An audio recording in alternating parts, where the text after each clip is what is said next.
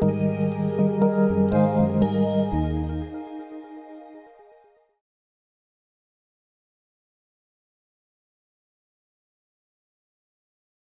Roman statesman Cicero wrote some 2,000 years ago in his treatise on the Republic the following about the indispensable characteristics a political community must possess if it wishes to survive.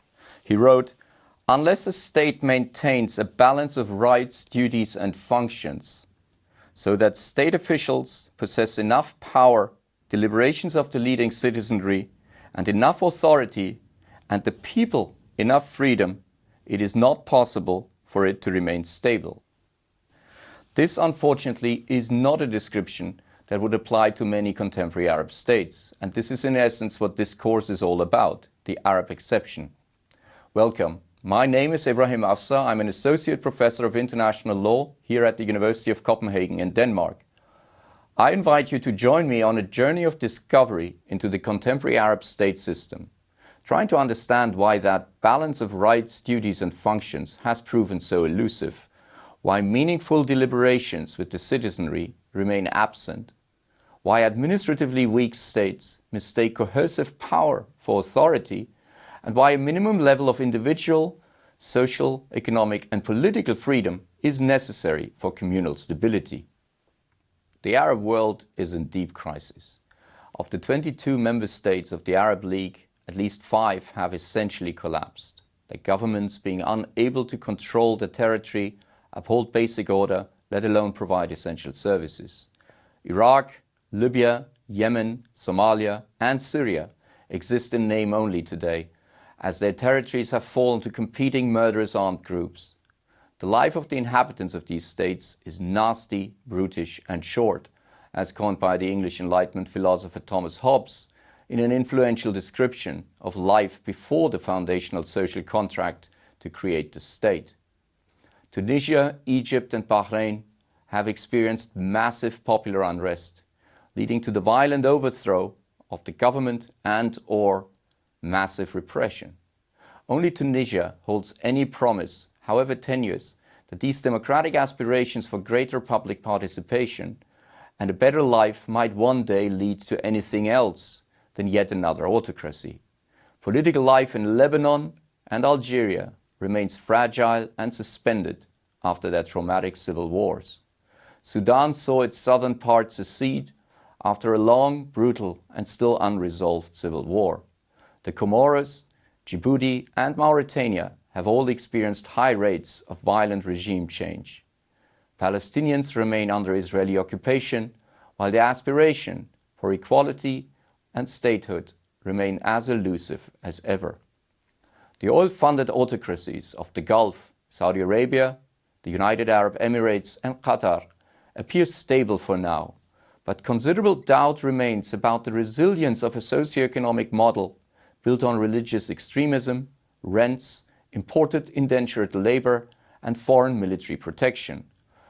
This was most dramatically shown by the invasion and subsequent liberation of Kuwait by Western troops. Only Jordan, Morocco and Oman show for now any semblance of normal but not particularly well-functioning governance.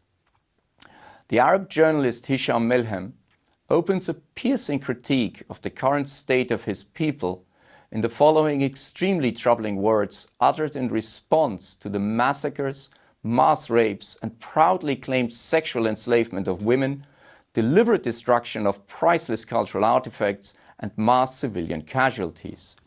He wrote, "Arab civilization such as we knew it is all but gone.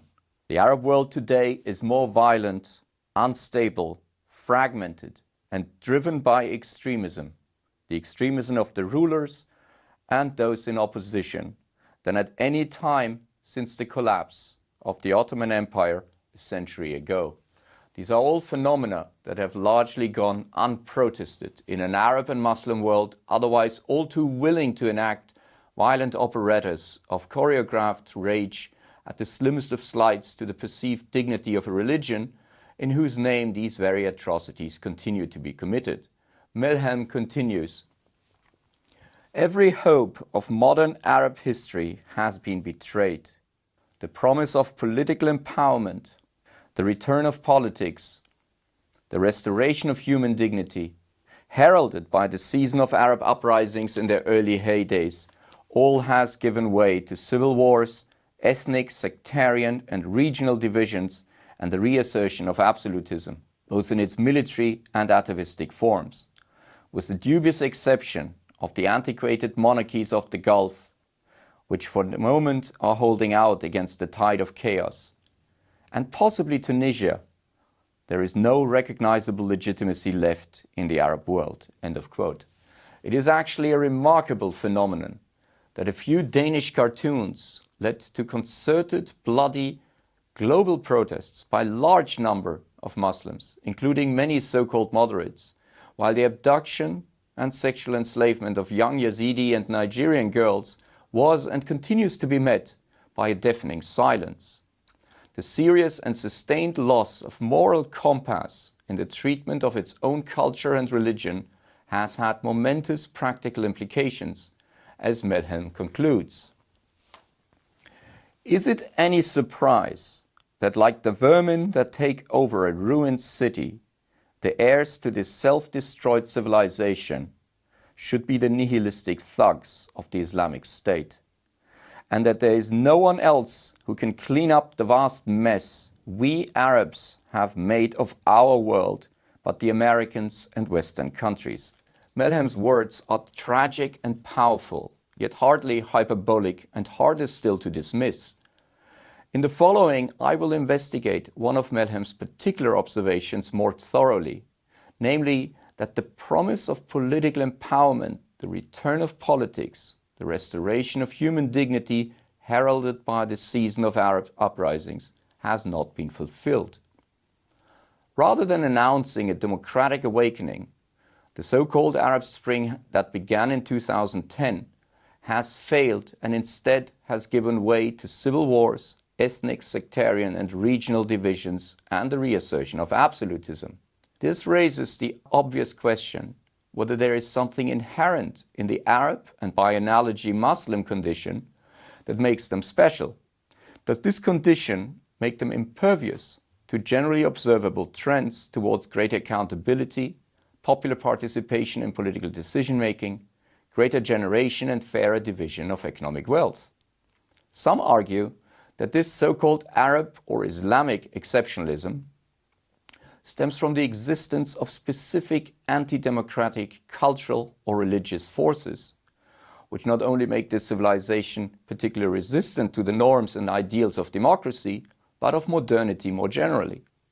The exception refers to the curious absence of politics, the meaningful struggle over competing interests within structured, accepted channels, the surprising lack of solidarity, social cohesion, as well as legal certainty and respect for human dignity in ossified, unproductive and unimaginative societies. As Cicero's opening quotation showed, certain ingredients of statehood cannot be ignored if a political community wishes to survive. They concern ultimately the creation of political institutions in which competing interests can be articulated and agglomerated, the creation of governance institutions in which decisions can be carried out through a mixture of administrative capability, coercive power, and social legitimacy. This investigation into the institutional preconditions for stable communal life thus points us to a second, more conventional set of explanations for the Arab exception. Rather than relying on notoriously imprecise concepts such as culture or religion, I propose here to apply general social science to investigate the nature of the political, legal, social, and economic institutions that have developed or failed to develop in the Arab world.